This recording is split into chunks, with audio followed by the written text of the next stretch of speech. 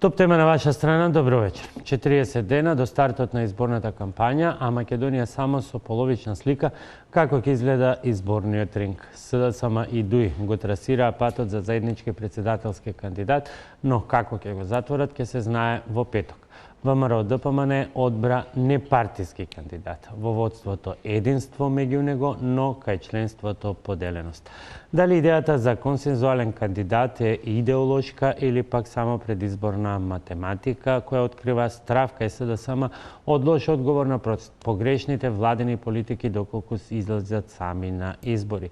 Што најави, а што одбегна да каже Гордана Силјановска и дали противењето на промената на уставното име е она што единствено ја врзува со ВМРО ДПМН.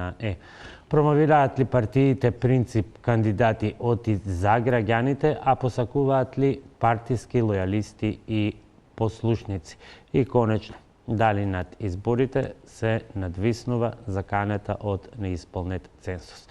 Ова се дилемите за вечерашната топ тема на ваша страна, а мои гости се Марко Трошановски, директор во Институтот за демократија и социјета цивилист во Скопје. Добро вечер. Добро вечер. Универзитетскиот професор во стечај, Саме Малчевски, нема да објаснувам ова во стечај, беше мала шега. Добро вечер. Добро вечер. И исто така универзитетскиот професор и политички аналитичар Сефер Тахири.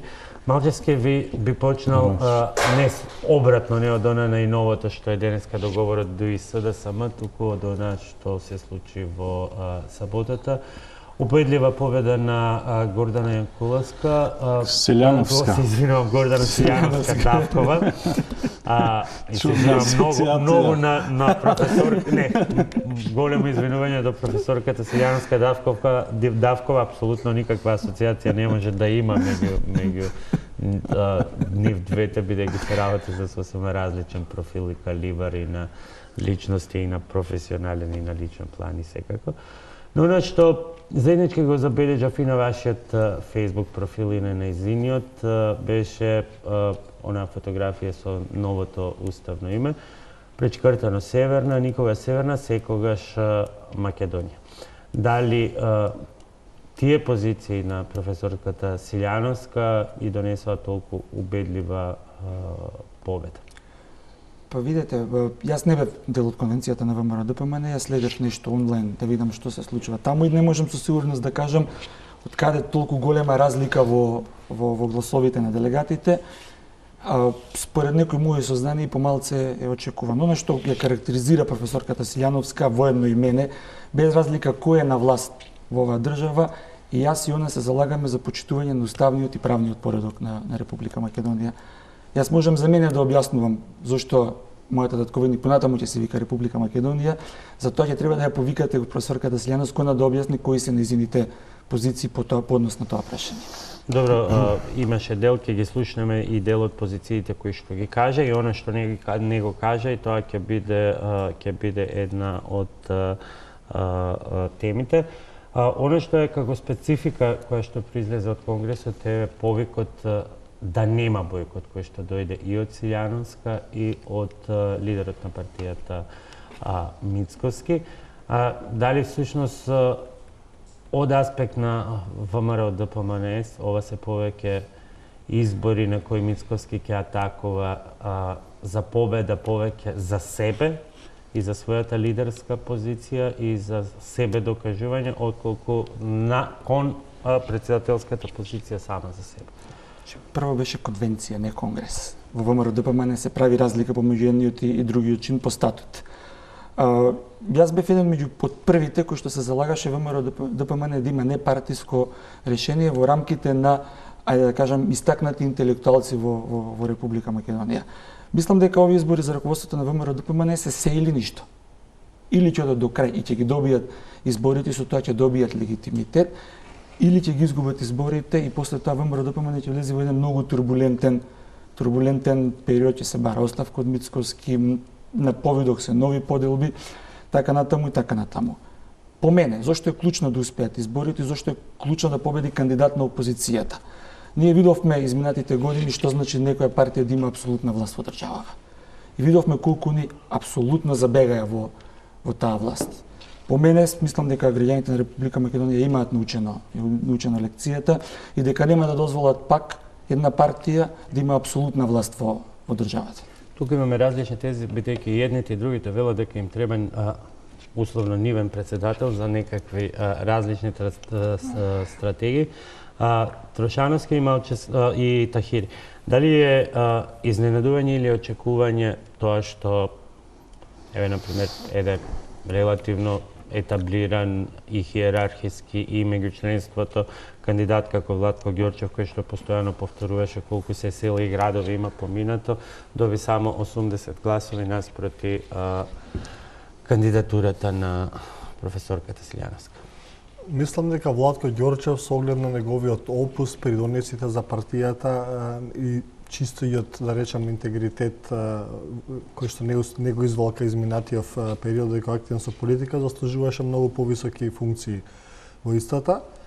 Меѓутоа, не мислам дека како председателски кандидат е најдоброто решение за ВМРО од прагматични причини, што како на ВМРО, така и на СДСМ, но и на секоја друга партија, потребен им е кандидат со кој што ќе се идентификува многу поширок спектар на популацијата од оние што се чисто партиски, условно кажано, гласачи, или кои што својот глас би го поврзале со самата партија, и од тука Гордана Силјановска како кандидат, мислам дека многу повеќе одговара на политичкиот опортунизам да се добијат председателски избори во Македонија со широка поддршка на сите сегменти на гласачите. Сефер? Значи, од моментот кога се појави името на Гордана Силјановска-Давкова за председателски кандидат на ВМРО-ДПМН, од прилика се знаеше дека ваков ќе биде резултатот. При тоа, јас не сум идеалист и не можам да бидам наивен, гледајќи ги политичките структури како функционираат, особено ВМРО-ДПМН, кое што сите овие години, за жал, продолжува да функционира како султан партија. Тоа значи дека се уште кај нас во Македонија лидерите на политичките партии го имаат клучниот збор. Имено сакам да кажам дека Гордана Силјановска беше, меѓу другото, и избор на председателот на партијата Христијан Мицковски.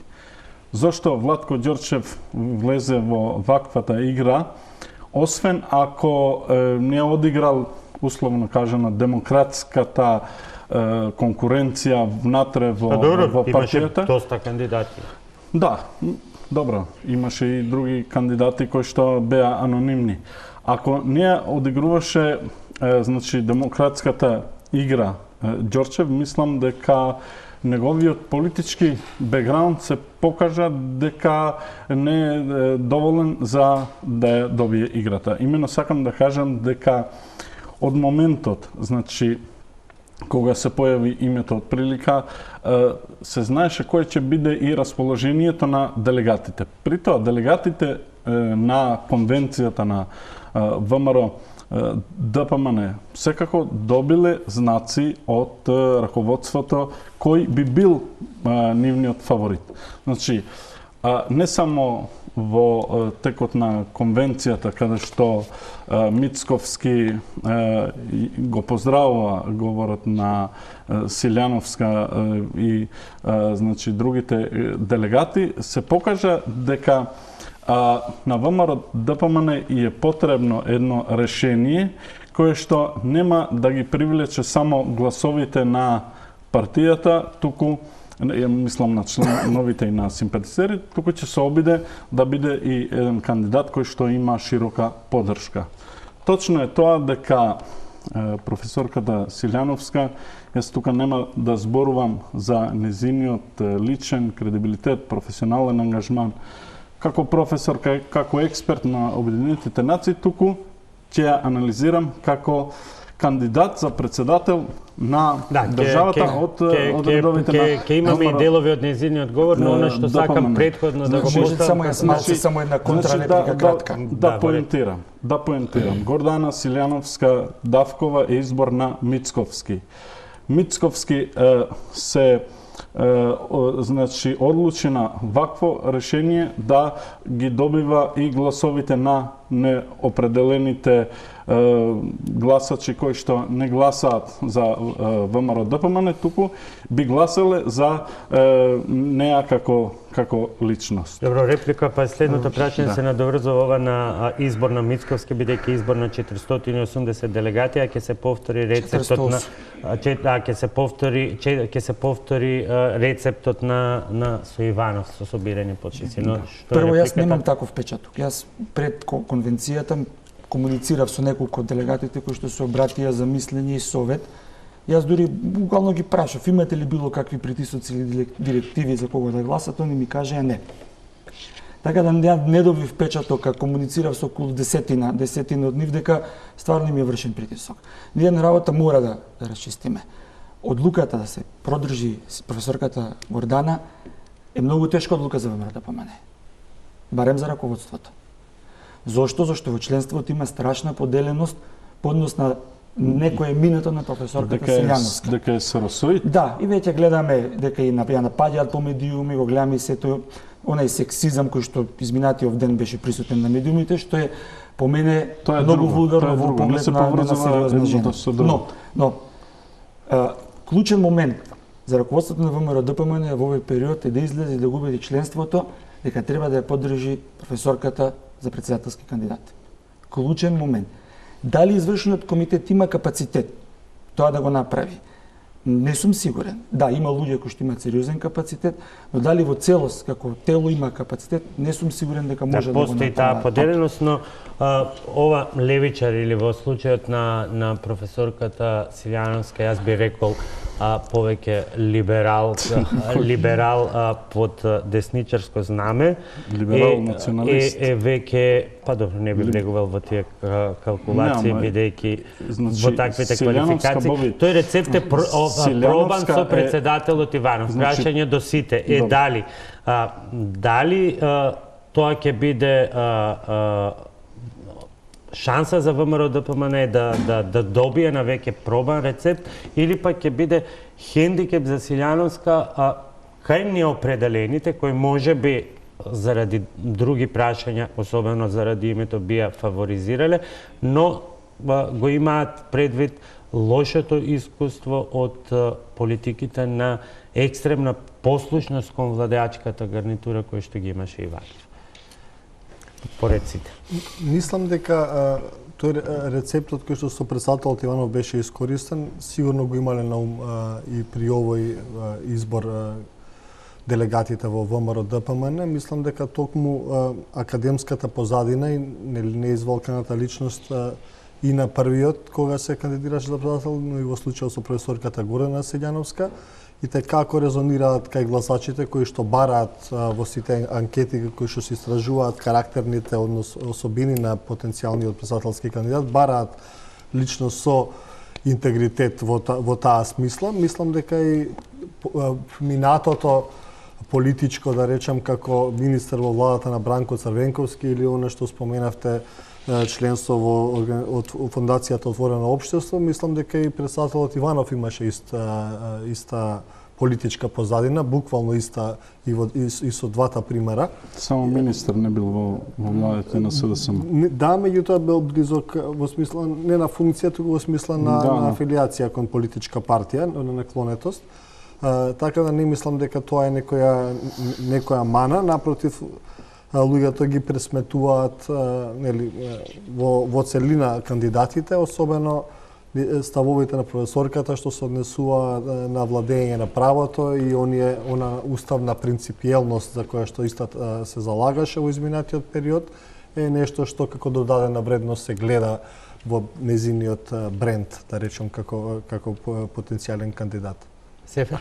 Значи, не случајно реков либерал националист, бидејќи во последните години, особено по доаѓањето на новата власт, ние имаме на политичката сцена луѓе кои што се обидуваат да промовираат либерални ставови, односно да го промовираат така наречениот национален, јас би рекол повеќе етноцентричен либерализам, во смисла дека они се залагаат за слобода, за права на граѓаните индивидуални и така натаму во однос на многу други прашања, како што се значи прашањата поврзани со односите помеѓу државата и религијата и некои други прашања, но во суштина кога се работи за прашањата на колективните права, односно прашањата на идентитетот или пак на етносот, односно на одредена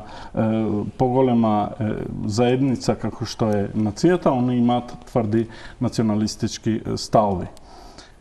Ние имавме во говорот на професорката Силјановска една реченица која што вели дека патиштата на неа како интелектуалец, борец за ова што зборува Трошановски, за право, за правда и така натаму, со ВМРО ДПМН се вкрстиле 4 пати.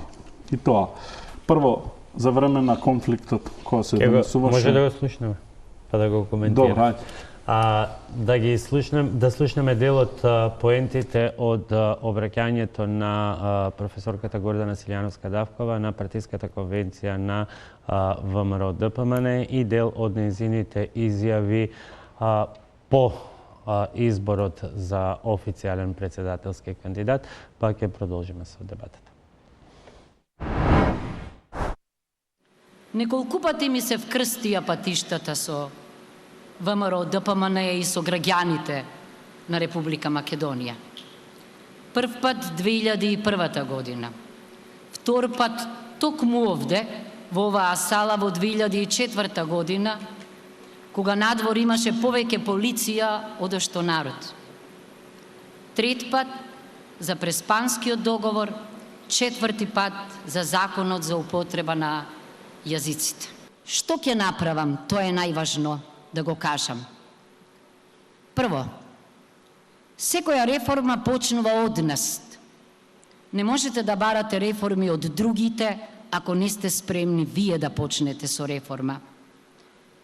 Во една од најсиромашните земји, ние имаме закон за привилегии на председателот, не за предходните. Јас имам разбирање за привилегиите на семејството на председателот Трајковски. Меѓутоа, ќе ги замолам пратениците од ВМРО ДПМН да иницираат постапка за укинување на привилегиите на председателот. Зошто ова ќе го направам? За потоа да подсетам, бидејќи ако победиме на председателските избори, тоа ќе биде импулс, тоа ќе биде инспирација, тоа ќе биде ангажирање, тоа ќе биде обединување на сите граѓани за следните предвремени парламентарни избори да дојде до промена на власта. Јас тогаш ќе дадам еден предлог да се намали бројот на министерствата.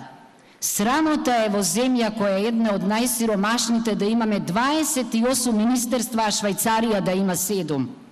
Второ што ќе направам, ќе формирам експертски тим на домашни и инострански професори по меѓународно јавно право, зашто малите држави се повикуваат секогаш на правото, големите на силата. Зошто? За низ призма на меѓународното право и уставното право да го отвориме прашањето, тоа не е затворено за името на Република Македонија. Пред меѓународните судови и институции, заевизмот не е само авторитаризам. Заевизмот е ментална матрица. Кажувам, заборавам, негирам. За жало таа болест се инфицира мнозина. Јас сум благодарна на денешната конвенција што се определи за мене, но јас не се откажувам од она што во иницијативата на моите колеги е посочено.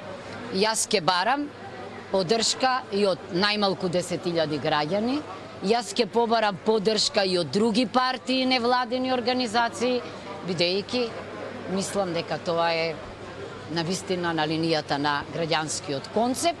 Значи, јас имам благодарност до конвенцијата. Зошто? Па предавам изборно право. Јасно ви е дека ако нема зад вас некоја партија, вие ќе бидете политичка манекенка. мислам дека тоа на сите не е јасно. А иначе, да, ако сакаат, нема проблем. Ако сум јас профил на консенсуален председател. Ама за мене консенсусот не треба да се врзува за лидери на партии, бидејќи тоа е конзулски систем.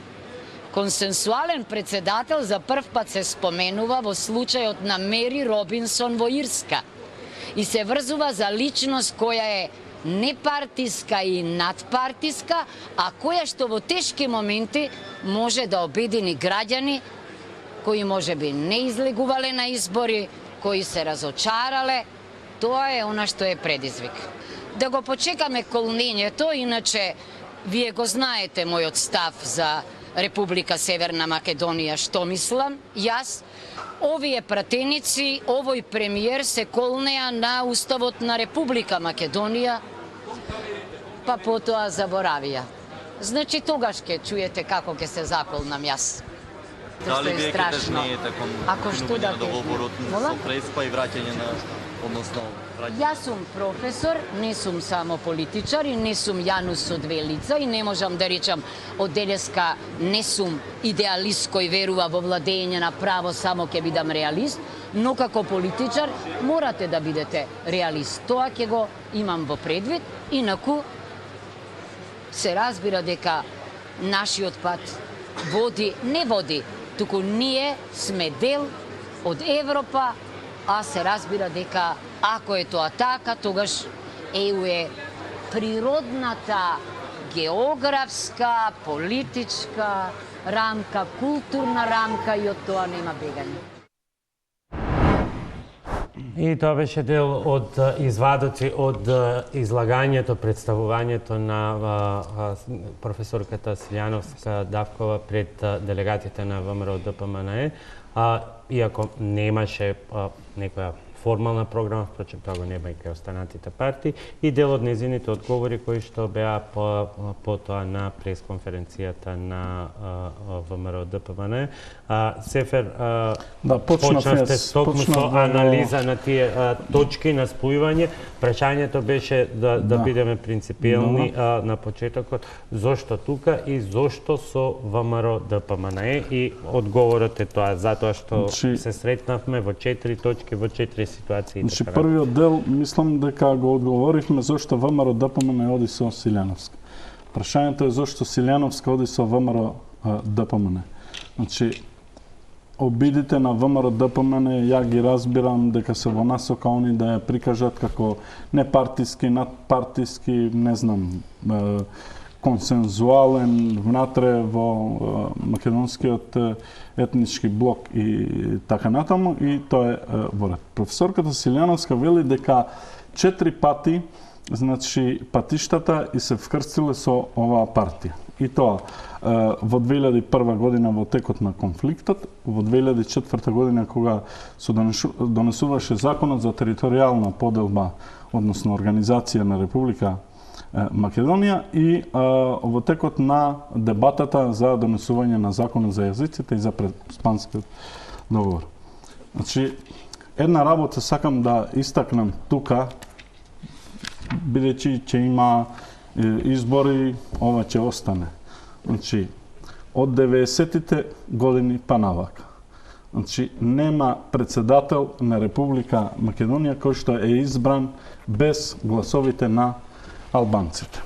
Значи, 91 година Киро Глигоров се избира председател на Република Македонија со гласовите на пратениците, меѓу другото и на партијата за демократски просперитет, и добива 114 гласови на пратениците. 94 година Киро Глигоров беше поддржан од албанците не јавно, туку молчешком од страна на партијата за демократски просперитет. 2014 Иванов беше потајно поддржан од ДУИ, бидејќи бројката од 534.000 гласови кои што ги доби тогаш до моментот сега. Значи, 99 година ние знаеме кој беше придонесот на албанците, односно на тогашната демократска партија на албанците, за да се избира Борис Трајковски за председател на државата. Јас сум бил тогаш новинар во Весникот, кој што го поддржуваше Борис Трајковски да биде председател на Република Македонија. Меѓу другото, имавме една легендарна слика на Борис Трајковски со белото кече, кое што е символ на албанците. 2004 година Бранко Црвенковски ја добива поддршката од страна на Демократската унија за интеграција, а и многу гласови на албанците оделе во контото на Бранко Црвенковски. 2009 година и 2013 година 14 година, да, ние имавме исто така пречутна, нејавна, повик за да не се излезе, односно да се бойкотираат председателските избори, но податоците на Државната изборна комисија покажуваат дека дел од албанците со дозирани гласови го поддржале председателот Иванов, меѓу другото, за да се стигне цензусот, бидејќи не беше проблем бројот на гласовите, бидејќи се знаеше дека он ќе победи заради фактот што ВМРО-ДПМН беше во најсјајните години. Сакам да кажам дека тие што се надеват дека без албанците ќе избират председател, еве тука кажувам, овој ден, ова нека се снима, ќе дојдеме пак после изборите, ќе разговараме. Имаме впрочем и многу дебати, не можеме ни многу да ги анализираме кандидатите, ги немаме програмите, немаме ништо, не го знаеме вториот кандидат. Сакам да кажам дека во трите случаи професорката Силјановска ги вкрстила патиштата со ВМРО-ДПМН, но ги спротиставила патиштата со албанците. Значи, со основните барања на албанците, а тоа се колективните права, односно подобрување на нивниот уставно правен статус, значи, со Охридскиот договор, територијалната организација за која што, меѓу другото, и професорката и една друга професорка, која што е нејзина пријателка и така натаму, а името не сакам да го спомнам, велеа дека територијалната организација која што меѓу другото произведуваше и општини. Сака, добре, да бидеме малку по-конкретни. Значи, сакате да кажете дека ја спојуваат антиалбанските позиции. Значи, јас мислев дека Мицковски доаѓа како нов лидер и ќе прави дисконтинуитет со политиката на Груевски. Мицковски со изборот на Гордана Силјановска, значи, ја продолжува политиката на Груевски, односно ги поддржува антиалбанските позиции на професорката, кои што беа многу јасни позиции на политиката на Никола Груевски. Сите години од 2006 сме збореле многу пати во ова студија. Ова што го слушам овде по мене е суров популизам или ефтин национализам. Во оваа држава има устав и пустав, сите сме еднакви. Јас мразам кога некој не дели на македонци, албанци и марсовци. И се додека вака ги делите граѓаните на Република Македонија, се до тогаш оваа држава ќе има проблем, сериозен проблем. Пред овај устав сме сите еднакви и исти. А кога веќе зборувате за права, мене ме чуди како не зборувате за попис. Вие викате права. А што правиме со попис на население и домаќинства? Што правиме со обврски ако веќе сакате да зборуваме према оваа држава? И тоа не е битно. Тоа е тема на друг момент. Многу е лошо тоа што во старт лепите етикети. Значи, ова е лепење етикети. Значи, да кажете за некој дека е националист, ве молам, јас бев културен и ве слушав додека зборувате. Значи, да кажете за некој дека е националист, базирано на изјави, тоа е лепење етикета. По ваше, јас сум националист. По тоа што вие го кажете, што делам исти ставови со професорката, ве молам, бев културен, ве слушав. Зборувавте многу повеќе од сите во емисијава. А во суштина, јас, како и професорката Силјановска, сме суверенисти за почитување на суверенитетот и територијалниот интегритет на Република Македонија, почитување на уставниот и правниот поредок. Се додека така не ги поставиме работите, се тогаш политиканството на голема врата ќе ни биде во оваа држава. Ке стигнеме сега и до нешто што е рак рана на оваа држава и ќе биде рак рана се додека вака ги поставувате тезите. Значи, територијалниот интегритет со ништо не се загрозуваше со тоа што општина Струга и општина Кичево добија градоначалници албанци. Ама тој пак ефтин национализам што го продавате. Значи, вие се сеќавате на 2004. Дај да зборуваме општина Струга и општина Кичево колку учествуваат во БДП на државава. Ајде сега ве молам, ајде да зборуваме. Ај па сега вие така го стакот ги терате работите, национализам. Ова не е национализам. Колку тие 200.000 што ќе му ги простуваат долговите, ајде ако така сакате да ги тераме работите, се македонци, колку се албанци. Ова што го зборуваш не е национализам, ова е нешто друго за кое што не сакам да те вие што го зборувате, тоа е сериозен национализам.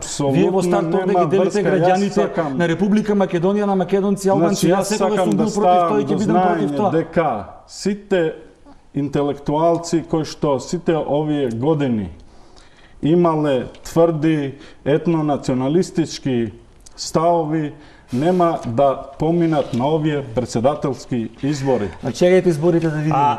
Чекајте до изборите, има многу време за да тука сум за да го пренесам расположението, бидејќи го следам тоа расположение на албанското гласачко тело, на дел од интелектуалците. Чудо што моите пријатели албанци не ги делат истите ставови со вас. Кои се тие пријатели? Па многу пријатели албанци сега да не ги не сакам да ги офирам, во јавност. Па моите пријатели албанци зборуваат за напујнаква Македонија. Која Македонија? По Македонија на сите граѓани на Република Македонија, а не вакви поделби на македонци, албанци и тоа што го правите вие. Тоа што го зборуваше ефтин популизам и ефтин национализам. Немојте да оставиме време етикети. Ова е оставиме време да ги слушнеме и сите објаснувања. Вие зборувате за права, нека да зборуваме за обврски. Значи јас зборувам за ставови кои што биле јавни на професорката. Немојте да го делите ткивото, немојте да ги делите граѓаните. Против територијалната организација и против основното човеково право, тоа е право на користењето на мајчин јазик. Ама кој ви го спори тоа? Кој ви го спори тоа? Никој не ви го спори тоа. Никој не ви го спори тоа. И почекајте Венецијанската комисија да каже да видиме што има да каже поснов на тој запад. Значи, почекајте, Венецијанската има многу прашања кои што допрва ќе треба да ги одговарат кандидатите и ако во старт кампањата тргне со ваков ефтин национализам да се повлечеме и да се одиме, ова е ефтин национализам.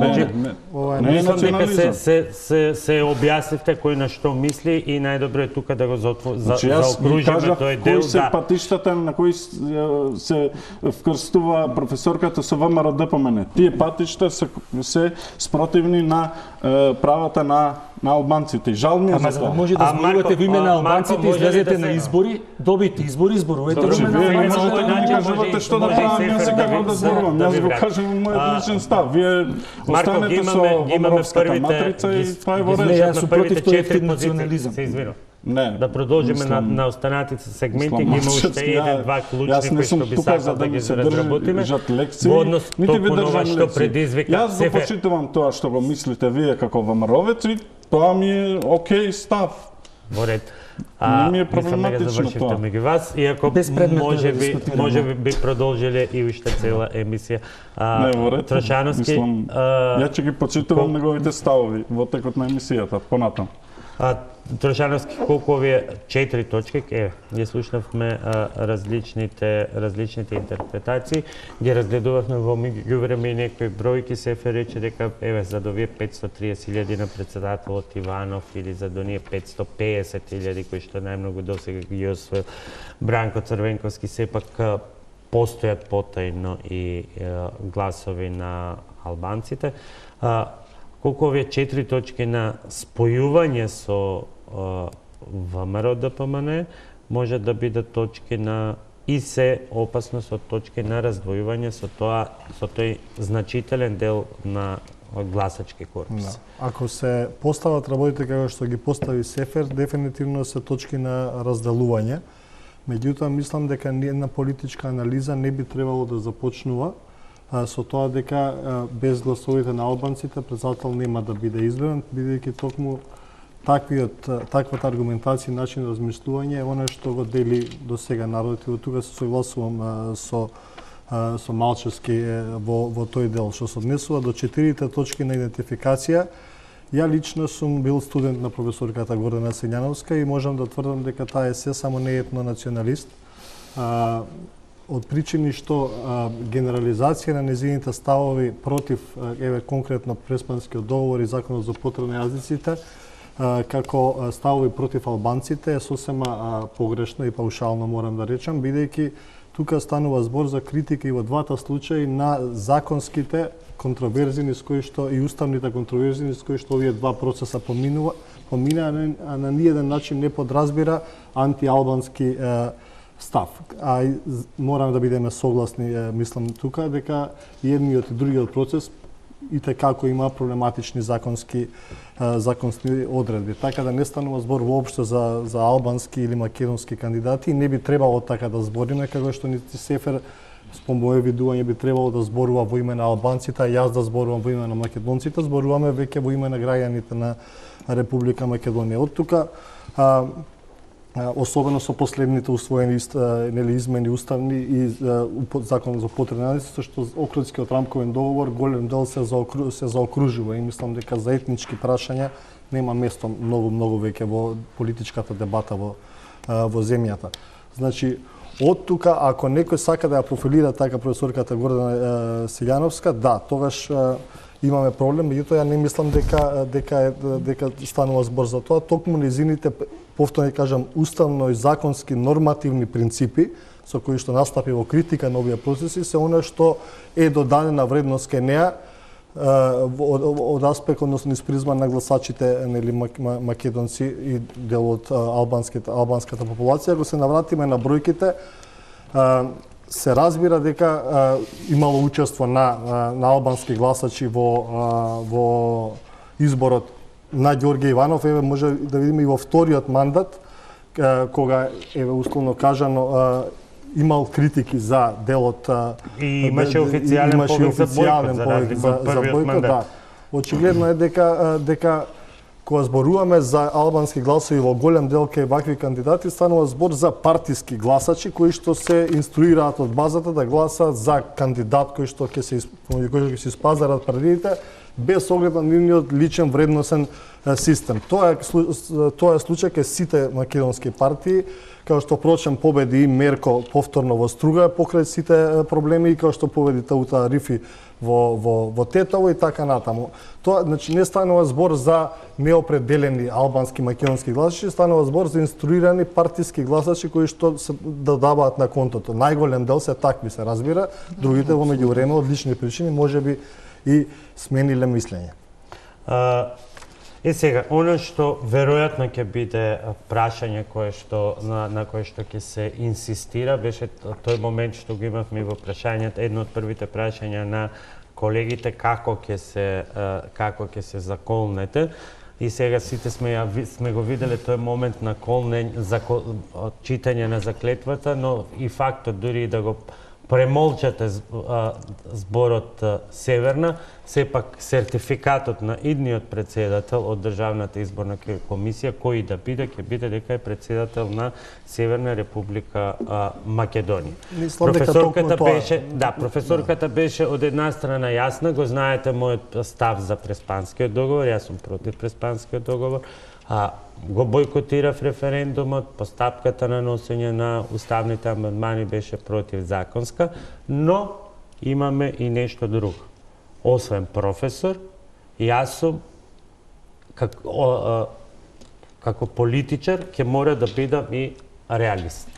Мислам дека токму на тоа и мислеше професорката, многу е контроверзно, односно погубно сега во уште не почната политичка кампања да давате експлицитни и директни изјави, меѓутоа... Добро, но тоа и се очекува од некого кај кого доминантната слика на Facebook профилот отворен за таа намена е никогаш Северна, секогаш Република Македонија. Веројатно и затоа веднаш се очекуваат и одговори и прашањето беше во тој контекст. Што ќе прави? Да, разбирам. Значи, дека ќе биде реалист во политиката, под моја интерпретација подразбира токму неизбежното прифаќање на новонастанатата политичка реалност, дека Македонија, Северна Република Македонија, односно Република Северна Македонија, е веќе факт на меѓународно нормативниот поредок. И тоа е нешто што не може да се избегне.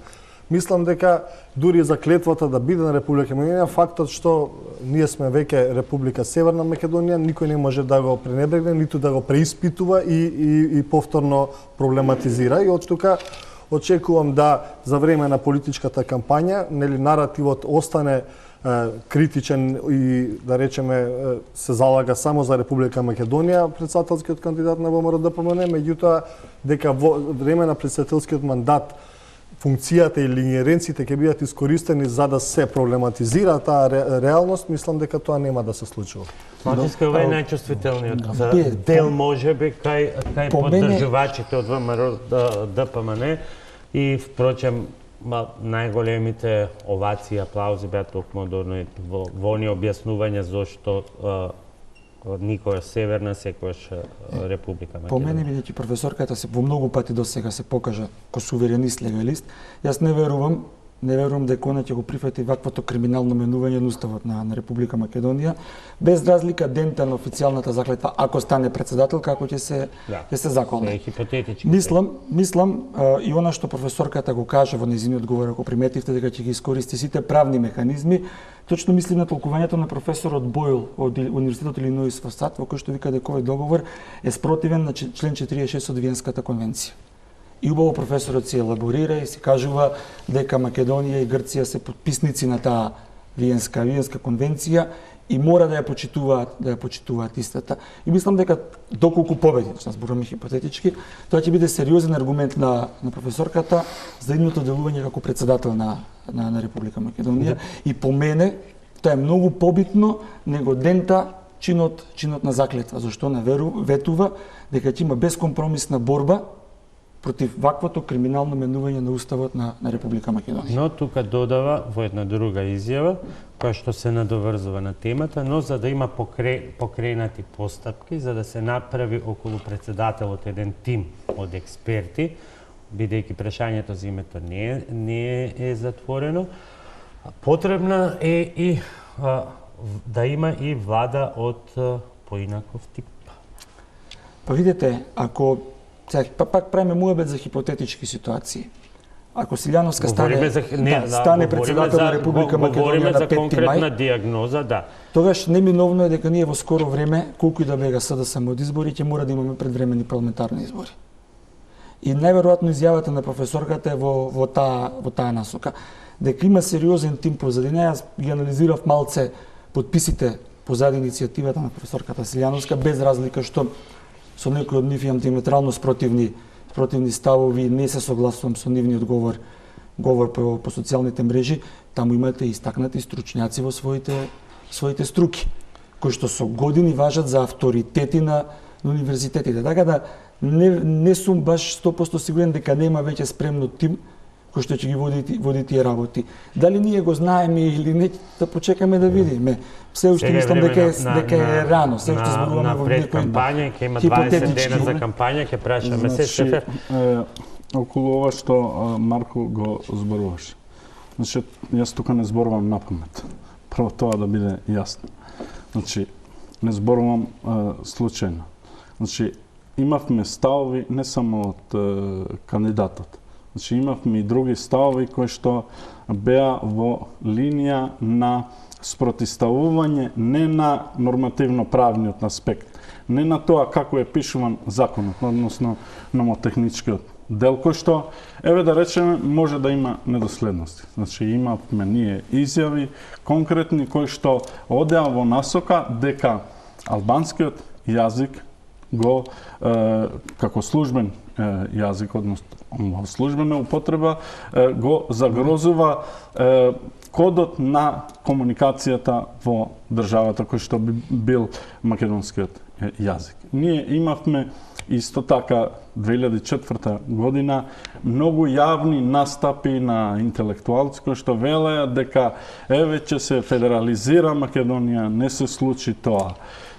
Значи, имаме една политичка линија на одреден дел на луѓе кои што на некој начин, не знам зошто, може би е случајно, еве, може би е тоа моја лична перцепција, но само кога станува збор за колективните права на албанците, некако доаѓаат на површина, ги истакнуваат нивните творечки, интелектуални, експертски и не знам какви конституционалистички капацитети. Јас обично не сакам да изнесувам своји мислења, меѓутоа мислам дека Марко даде соодветна слика. Мислам дека тој дел го затворивме повеќе околу ова, околу овој дел, околу различните интерпретации. интерпретации околу не зборуваме само за фактот дека принципиелен е ставот кон законот за употреба на јазиците, дека тој не е пишуван добро. Не е точно. Значи, ние имаме изјави во кои што... Ама дайте една. Дайте медиум, една изјава каде е даден. Значи, дајте да не зборуваме на памет, дајте да не лепиме етикети. Имате писмо во кое што се зборува дека проширувањето на употребата на албанскиот јазик во службена употреба ќе го загрози македонскиот јазик. Во писмото каде што господјата многу лепење етикети. Јас сакам да кажам дека не зборувам на памет, тоа да биде јасно. Секој има право на аргументација на своите тези, но мислам дека тој дел го затворил. За Република Северна Македонија мислам дека е веќе јасно. Граѓаните немаат потреба веќе да се манипулираат со тоа прашање, бидејќи тоа е затворено прашање и тимови на експерти и така натаму веќе не можат да го враќат назад, бидејќи тоа веќе е решено прашање. Имавме исто така во говорот, значи, неколку пати употребено, значи, е употребена синтагмата право на самоопределување. Правото на самоопределување на македонскиот народ да има независна држава, мислам дека не е загрозена со тоа што се менува името, односно идентитетот не е загрозен. Ја ги сваќам позициите и по мене некојаш искрено не зборувам за лично за вас, Малчев. Јас мислам дека интелектуалците во Република Македонија, кога се работи за на некој начин отварање, односно изнаоѓање на мостови во државата, треба да имаат пошироки погледи и напредни во смисла да одат и во насока на тоа да не изнаоѓат секојаш ситници во смисла дали го пишува тоа во уставот или не. Бидејќи само така ние ќе градиме тоа што зборуваме едно општество, односно ќе градиме интеркултурализам во земјата. Ако ги негираме колективните права, а јазикот е една од основните колективни права на албанците, мислам дека се прави негација многу лоша, бидејќи не сакам да зборувам со дефиниции, но има една дефиниција која што вели дека јазикот е битието на човекот. Значи, јас не сакам да верувам дека некои луѓе... Ќе имаме време да ги расчистиме сите дилеми, 30 секунди мораме на реклами, а имаме ова истото знаете што е? Кој ви забранил да го користите албанскиот јазик? Ајде молам прекинете. Значи немојте да внесувате јаболко на разор во ова општество. Оваа држава има устав и закони и тие треба да се почитуваат, не се растеглива категорија. Од тоа што некој ги правеше растеглива категорија, Република Македонија 28 години тони. Може само едно прашање, значи вие дали ќе го почитувате новиот закон за употреба на албанскиот јазик? Да се произнесе Венецијанската комисија, па ќе се произнесам јас. Ако се произнесе позитивно Венецијанската комисија, ќе го почитувам. Зашто јас никогаш не го спорев начинот, потребата од тој закон. Секогаш го спорев начинот, и тоа криминалниот начин на кој што беше тој закон донесен. Место да се фокусираме на прибеи на реформи, се занимаваја со некој ситен национализам, кој што гледаме дека ни се случува и внесуваја поделби во општеството. Одиме тука со кратка пауза за реклами и се враќаме со дебатата посветена на она што предстои и во другиот блок, а тоа се преговорите околу така наречениот консензуален кандидат на партиите од власта. Добре дојдовте назад во топ тема на ваша страна. Една непозната имаме во председателската равенка, односно во трката околу председателските избори, а тоа е кој ќе биде кандидатот на владеачките партии. По неколку колебања и различни ставови и разидувања, денеска заеднички став дека се меѓу СДСМ и ДУИ, дека се на добар пат да излезат со консензуален кандидат со оглед на динамиката која што е определена, да тоа се очекува веќе кон крајот на оваа недела. Еве ги денешните изјави, се извинувам, на премиерот и председател на СДСМ Зоран Заев и на председателот на ДУИ Али Ахмети. Градењето на аспирации да се дојде до заеднички кандидат можам денеска да соопштам дека има шанси. Не е без шанси. Секако секоја политичка партија ќе си ги каже и своите ставови, но вреди во овој период кој што останува пред нас, додека се пропишани процедурите од Државната изборна комисија, да посветиме време и енергија и да направиме напори да испратиме пораката на единство во нашата држава. Јас верувам дека до крајот на неделата ќе имаме оформено став. Секако дека консултациите ќе продолжат и за доброто на земјата тој кандидат кој што ќе има поддршката од мнозинството, од страните кои што диалогираат, да излезе од ова волја. И како на дополнение на ова, на 5 личности од подолгиот список, според изјавите на премиерот Заев, се сведуваат идните разговори и договори меѓу и СДСМ, но и со останатите коалицијски партнери. Трошановски консензуален кандидат, една идеја на Демократската унија за интеграција пласирана и на претходните избори. Сега, колку е таа во моментот ова усогласување да се тргне кон избор на заеднички кандидат, колку е на дополнување на тоа што Заев го нарече како градење општество за сите, или пак за тоа стои таа обична, некогаш и покомплицирана изборна математика? Прво мислам дека цензусот е превисок.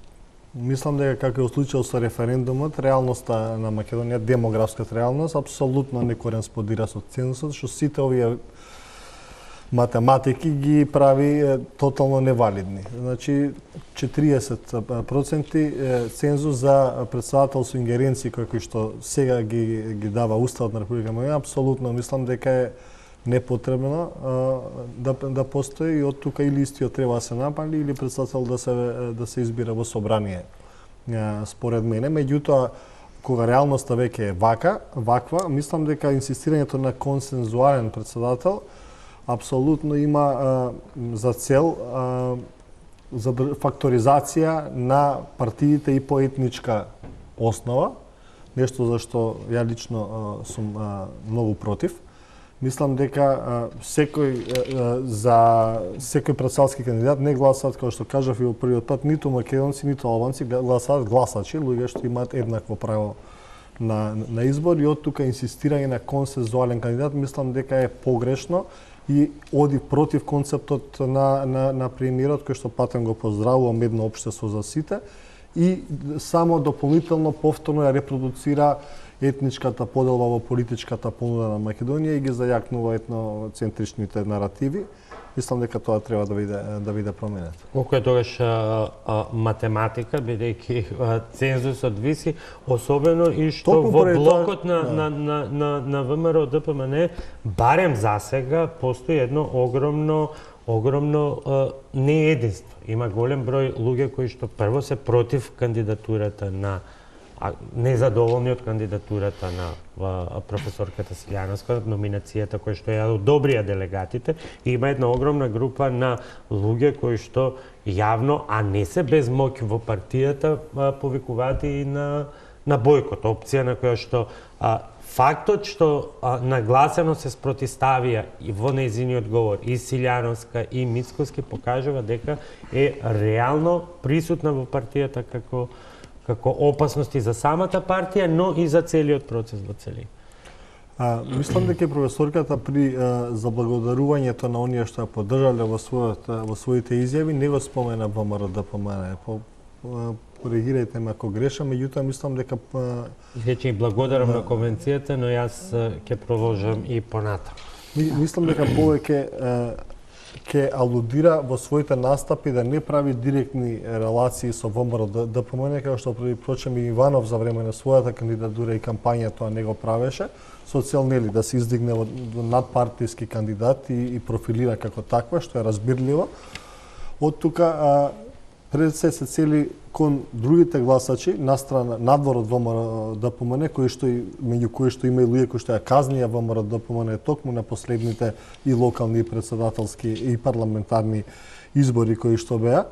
И во таа насока би го коментирал твоето прашање. Она што како исход е можно во втор круг, доколку нели се покажат незините позиции слаби во првиот круг, односно бојкотот, и како овие најави кои што ги имаме од дел од фракциите може да го ефектуираат, односно да го стават во функција. Меѓутоа, јас наистина може да видам кој ќе биде бенефитот на ВМРО ДПМН од уште еден бојкот, поради тоа што како и да земеме, нови претседателски избори ќе следуваат во... Да, и ако го имаме превид тоа што Малчевски на почетокот го рече, дека овие избори, меѓу другото, на Мицкоски му се потребни и заради пред се неговата позиција и позицијата на новото раководство. Тоа го имам на ум кога го велам ова, затоа што тоа е само пролонгирање на одговорноста. Во овој момент бојкотот во раководството на ВМРО ДПМН е исклучен. Како ќе се справат со предизвикот и како ќе излезат на терен и ќе убедат дел од членството дека одлуката на конвенцијата е исправна, да почекаме да видиме времето што ќе донесе. Што се однесува до СДСМ, јас мислам дека они го имаат истиот проблем кој што го имаше раководството на ВМРО ДПМН во 2017 година за локалните избори. Во овој момент ние маса на членови на СДСМ се разочарани од погрешните политики, погубни политики кои што ги води ова раководство. Да не заборавиме што ветуваја, да не заборавиме што испорачуваат. Ветуваја право и правна држава, испорачуваат корупција, непотизам и што уште не. И од тука мислам дека одлуката на Заев, иако нели прво 10 кандидати анкетираја, викаа дека и меѓу нив има и вакви и такви, се имало. После рекоа ќе одат на конгрес на 3 март. Најнаш гледаме дека сега ретерираат и од тој став ќе договараат консензуален кандидат. Они се свесни дека изборите во најмала рака ќе му бидат сериозен проблем. Затоа избегају од парламентарни избори, они прават дневни анкети, гледаат како стојат кај народот и што уште потрагично за нив, најмногу за Македонија, немаат што да понудат. За жал, немаат во овој момент СДСМ што да понудат, освен непотизам, корупција, коалиција со криминалците од претходната влада и што уште не. Нешто против што се бореја и активно даваја и изјави и протести што не по медиуми. Мислам дека токму само една реченица во таа бидејќи не одговори за СДСМ. Мислам дека да, изборот на СДСМ секако би требало да иде во насока на непартиски кандидат повторно, бидејќи мора непартискиот профил на кандидатот на ВМРО да биде нели на некој начин пресретнат од сличен нему. И од тука, нели, од оние што се на од имињата што се вртат, мислам дека непартиските кандидати имаат и би требало да добијат поголема шанса. Мислам дека ќе ни се случи 2004 година. Сефер? Значи, коалицијата која што е на власт СДСМ и ДУИ, мислам дека избра погрешни начини за да се дојде до консензуалниот кандидат. Мислам дека идејата е добра, апсолутно не мислам дека е во контрадикција со градењето на едно општество за сите, бидејќи се работи за еден кандидат кој што би бил поддржан од поголемиот број на граѓаните. Што е грешно во пристапот? Грешно е во пристапот дека ДУИ се обидуваше да наметне име за консензуален или имиња, да. Тоа ми беше идејата. А СДСМ тоа се обидува да го реализира преку партиски избор, односно преку оглас партиски. Мислам дека не во ред. Затоа, после кандидатурата на Гордана Силјановска, сметам дека они се мобилизираат и затоа се во потрага по изнаоѓање на името на председателскиот кандидат. Може да се случи да биде тоа судир на двајца професори на правниот факултет или пак може да биде тоа судир на двајца професори по политички науки. Тоа значи дека може да биде судир помеѓу Гордана Силјановска и Денко Малевски, односно Стево Пендаровски. Зборувам затоа што сметам дека имињата кои што доаѓаат од партиските листи на Социјалдемократскиот сојуз на Македонија, само да ве потсетам, Малевски веќе прати порака, не благодар. Не е точно. Значи, не е точно тоа. Малевски прати порака дека моето име не треба да се споменува во различни контексти за председателски кандидат. Мислам дека ако има сериозна политичка понуда, јас сум разговарал со Малевска и го искажувам само мојот став, кој што впрочем, бидејќи разговараме отворено, е позитивен и мислам дека е многу подобар кандидат од кандидатот на ВМРО ДПМН заради неговите отворени ставови кон градењето на таквото општество и држава за кое што ние се залагаме и мислам дека неговите ставови одат во таа насока.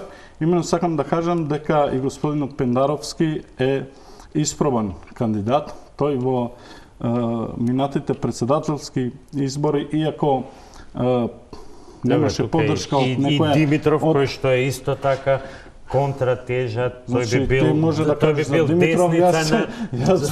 десница под закрила на левицата и обратно. Ако сакаш да се немаме уште многу време. Јас да се завршам мојата мисла.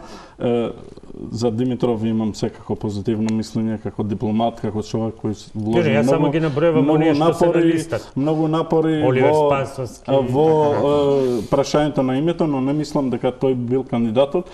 Иако тука, значи, зборуваме, мене ми е жал што е така. Значи, ние не сме стигнале до точката да градиме граѓанска држава и се уште етничкиот елемент, односно етничката особина на нашето општество да не биде пресудно. Жал ми е што не е така, но ние го градиме тоа општество, мултиетничко, мултикултурно и така натаму. И сакам да кажам дека, според мене, тесниот избор на СДСМ ќе биде помеѓу овие двајца кандидати.